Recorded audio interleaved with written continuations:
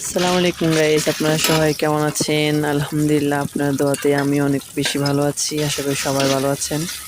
তো এখানে আজকে রান্না করার জন্য নিয়েছি হচ্ছে মুরগির মাংস।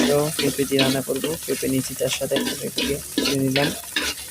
তো এখানে পেঁয়াজ, রসুন, আদা, মরিচ সব কিছু করে দিয়ে দিলাম। দেওয়ার পরে এগুলোকে একটু লাল করে দেবো। তারপরে এখানে দিয়ে দিচ্ছে হচ্ছে মরিচের গুঁড়া, হলদির গুঁড়া, জিরের গুঁড়া, ধনিয়ার গুঁড়া সব একসাথে দিয়ে দিলাম। দেওয়ার পরে এগুলো একটু লাল করে নেবো। নেওয়ার পরে এগুলো একটু লাল হয়ে একটু কষলে তারপরে এখানে দিয়ে দেবো হচ্ছে পেঁপে দিয়ে দেবো।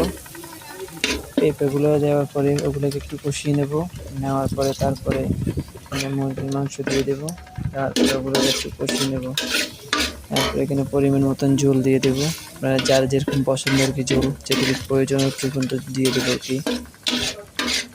তো অবশ্য ভিডিওটা কেমন আছে অবশ্যই জানাবেন কমেন্টে।